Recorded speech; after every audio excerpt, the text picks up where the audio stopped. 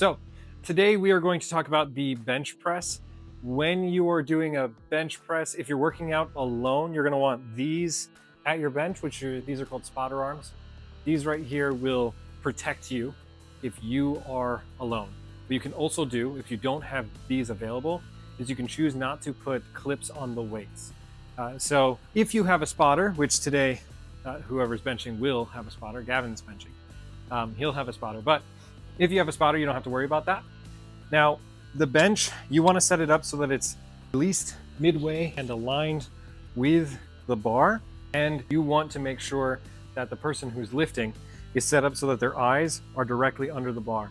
Here's the thing, you're not going to be able to tell if you're the one lifting, whether or not you're in the right spot, as well as your spotter is. So always listen to your spotter about your position, because you're going to feel like you're in a spot, but you may actually not be there. So Gavin, come on in.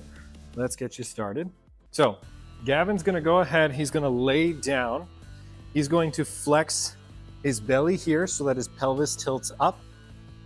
He's going to take his shoulders and he's going to push them down, and he's going to push up when he's holding the bar. His feet roughly about shoulder width apart, and I would actually prefer his toes pointing or away from him. He's going to grab the bar. There's multiple grips that you can grab. Let's have a narrow grip right quick. Okay, so for Gavin, a narrow grip is going to be here. He's using this stuff, it's called knurling, to determine how far apart his hands are going to be. For Gavin, this is a narrow grip. For some people, it will be inside of this space. It doesn't matter, it's going to be different for each person. Now, use a regular grip for you. He uses these rings in the knurling to determine his regular grip. Now, he's got massive wingspan.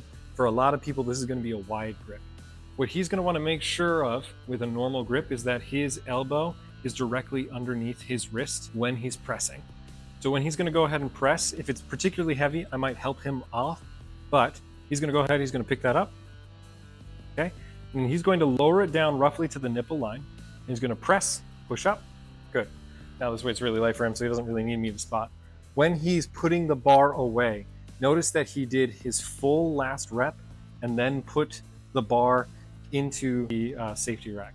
So what he was doing there is he's lowering it down slowly and then he's pressing it fast. And on the way up, he's breathing out. You may not have heard him breathe, but he breathes in as he brings it down and he breathes out on the way up. Now, Gavin, he was pulling his stomach in and arching his back just a little bit. Not everybody's going to be able to do that. When you are arched like that, you can get a really big stretch for your chest. However, what can happen is if you're not flexing here, you can end up with a severe amount of cramping along your back. So if you're somebody like me and you get really bad cramping in your back, it's possibly because you're not flexing here enough. So I'm going to hop in. I'm going to show you how I might do this differently. So if I'm laying down and getting into position here, I'm flexing here to pull my pelvis up. And if I'm particularly short, I'm actually going to need to raise my feet a little bit to get my back into a neutral position. So when I'm squeezing my belly as if I'm about to get punched here, I'm also flexing my muscles along here. If I've elevated my feet, my spine is now perfectly neutral. Whereas Gavin is able to lift a little bit like this with his spine arched. And he's trying to get a big stretch here to do that. I'm pulling everything in so that I don't have a cramp that develops along here. So when you have the bar, you ease it down here. If I was really arched, I'd feel a huge stretch. And here, I don't. One thing that you can do to make sure your shoulders are in a good position. There's a few cues that people will use to make sure that they are aligned in a way that's not going to cause any pain at all in their shoulders. Some people can get this massive stretch if their shoulders are way, or if their elbows are way out here.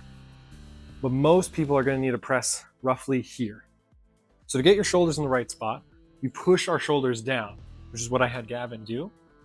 But one thing that you can do is you can imagine that you're trying to break the bar. So you're pulling those shoulders into place by trying to bend the bar this way. So taking your thumbs and almost pulling them up that way. And what that does is it forces you into this kind of a chest position. For some people that works really well. For others, the cue that you need to do is shoving your shoulders into your pockets. So if I'm in this position, what you can do is even drive them down one at a time. I'll shove this down into my pocket here. I'll shove this one down in my pocket here. And I try to keep my spine aligned. And then I'm gonna flex my belly to make sure that this is neutral. Okay, so you wanna make sure that you're not killing your partner. Gavin, why don't you climb right on it? First off, when you're spotting for the bench press, if it's particularly heavy and your spotter is not as big as you need 3 spotters. If it's particularly light, or if the spotter is bigger than you just need 1. Spotter should only touch the bar if you've told them to, ever. Now, if it's particularly heavy, let's assume that this is, he might need help putting it into position. I like to do a mixed grip, and I will swap based on the set sizes or set numbers, whether or not one hand is pronated and one hand is supinated. The reason for that is I don't want an imbalance to develop while I'm just kind of helping somebody. You don't want to stand directly above the person as well. The last thing they need is to smell your groin. And when they're done, your job as the spotter is 1, count the reps, 1, 2, 3, and give them cues as they need it. Let's pull your left shoulder down a bit. There you go. When they're done, if they can't seem to put it away themselves, help them. There's normally nothing wrong with helping somebody put it away, but you should establish with whoever you're working with what they need to say for you to touch the bar. If somebody says to you, it's my bar, or I got it, keep your hands away. All you're gonna do is piss them off, and you could actually make it dangerous for them. I always recommend using spotter arms whether or not you have a spotter, because sometimes your spotter gets distracted. They might be trying to coach your form, and then suddenly you fail. You might get injured and they might miss it. And the last thing you want is an injury to get worse because your spotter was unable to grab it in time. So always stay nearby when you're spotting, and your job is to just make sure that the set goes really well. We're going to just go ahead and demonstrate it. So he's going to do a rep, and he's doing his reps, and then he's pressing up, and it's looking pretty good, but then it starts to go down when it's supposed to go up. That's a time when the spotter should jump in. Now, if he's pressing, and we'll go right back into it, if he's pressing and is struggling really, really hard, press, press, press, press, but that thing is still moving up, your job is to be a cheerleader, because he's got that still. He can still make it work. And then you just be nearby in case, and you get him there. Now, if you are pressing, the last thing you want to do is focus on putting the bar away. That's your spotter's job. So your spotter's job is to help you put the bar away. So you should just be focused on pressing, pressing, pressing. Let's actually talk about some grips as well. So first of all, the last thing we want to do is what's called a suicide grip. That's when your thumbs are on the outside like this. And I have seen way too many videos of people actually getting guillotined by the barbell. You do not want, you do not want your thumb like this. The reason people do it is because the pressing power of your lift actually comes from here. And when your thumb is around that bar, the bar is here. So it's actually limiting your strength. Problem is though, the bar is not a flat surface. So you can't press as well through that without it slipping out of your hand. And it's gonna happen at some point. You may go your whole career and never have that happen, but it's gonna happen at some point. So what we say instead is to grab the bar with your thumb wrapped fully around, a nice tight grip, and just go lighter. It's fine, just go lighter.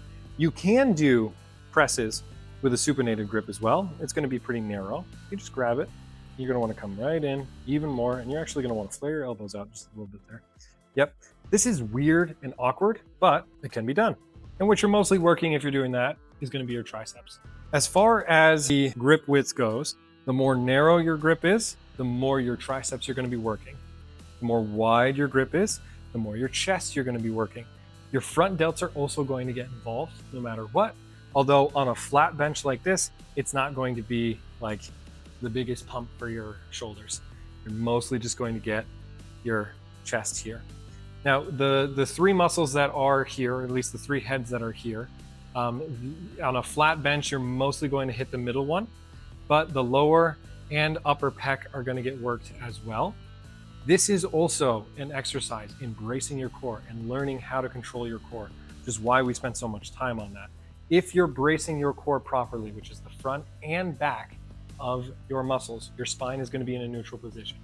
Gavin has the fortunate genetics that would allow him to actually arch his spine. So it's good for him. He can really get a great stretch. Now he's got really long arms, so I'm going to go ahead and guess that bench pressing is not something he enjoys. Yeah, it'll cause all sorts of joint pain and aches when you're benching with the barbell because he's got a really wide range of motion. And if you remember, his grip is excessively wide just naturally. When you are done, as far as gym etiquette goes, you put the bar away, you wipe the bench down, and you put the bench away. That's gym etiquette everywhere. Always do that. Always put the weights away, always put what you used away, always clean what you used.